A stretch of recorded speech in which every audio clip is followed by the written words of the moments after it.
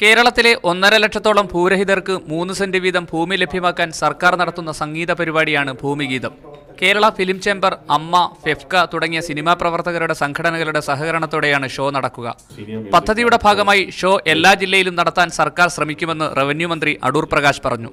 ഭൂരഹിതരില്ലാത്ത കേരളം പദ്ധതി നടപ്പാക്കുക എന്നുള്ളതാണ് ഈ സർക്കാരിൻ്റെ ഏറ്റവും വലിയ ദൗത്യം.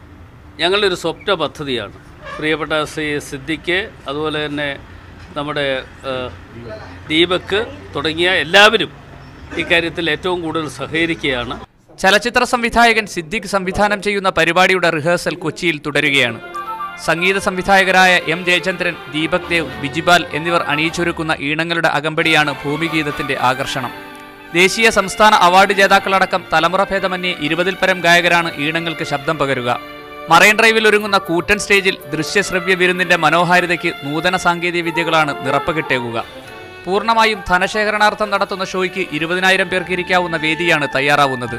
ഭൂരഹിതരില്ലാത്ത കേരളം പദ്ധതിയിൽ പണം നൽകിയും ഭൂമി നൽകിയും പലരും ഇതിനോടകം സർക്കാരുമായി കൈകോർത്തു കഴിഞ്ഞു. മീഡിയ 1 കൊച്ചി.